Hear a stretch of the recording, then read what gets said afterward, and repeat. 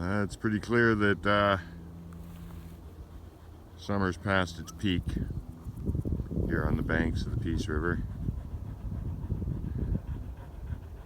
One more good wind and there won't be any more leaves on the trees. There's Hayes.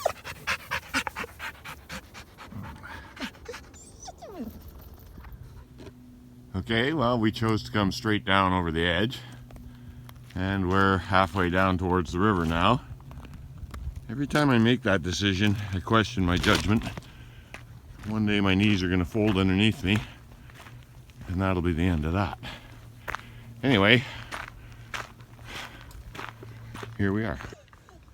Well, Hayes and I are just hanging out on the banks of the river here, and I'm contemplating the irony of good things resulting out of horrible events. And of course I'm referring to the plague, and I've talked before about positive outcomes from this horrible plague. Today I'm contemplating the positive outcome of watching basically all the various different governments across Canada more or less return to how I at least believe that respectful democratic governance is supposed to work.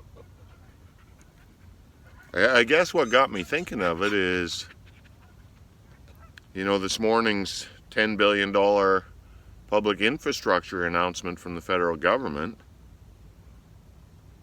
That's the kind of thing that we elect the federal government for. But of late it seems, and not just in our country but in other countries too, you can't ever actually get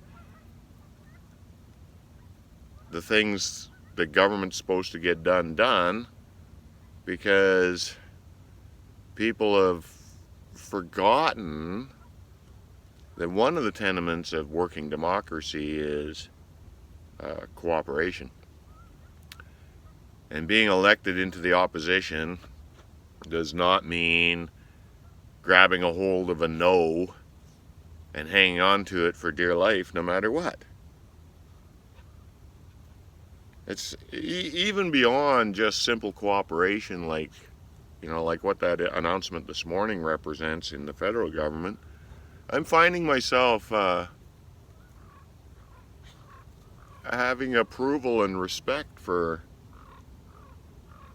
people and governments that, I quite frankly formerly wouldn't have expected I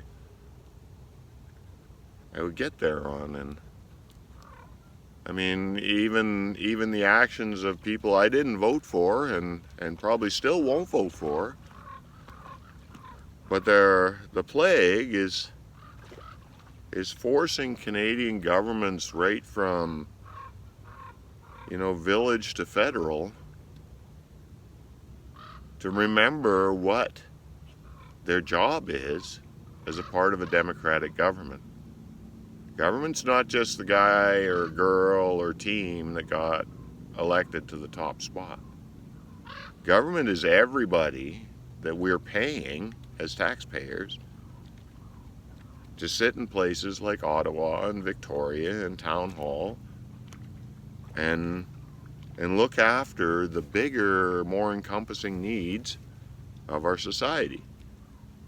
Now, when I say bigger, more encompassing needs, don't you feel that infrastructure sort of falls right into that? Infrastructure is a lot more than just a railway or a road. I mean, our medical system can be looked at as infrastructure too. So anyway, I'm pretty happy this morning.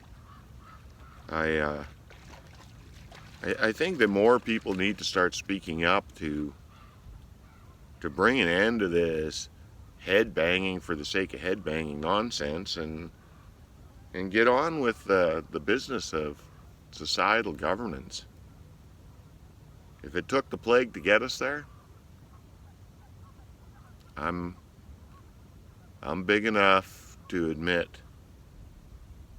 to a good outcome coming out of a horrible event. Doesn't mean I have to have liked the event.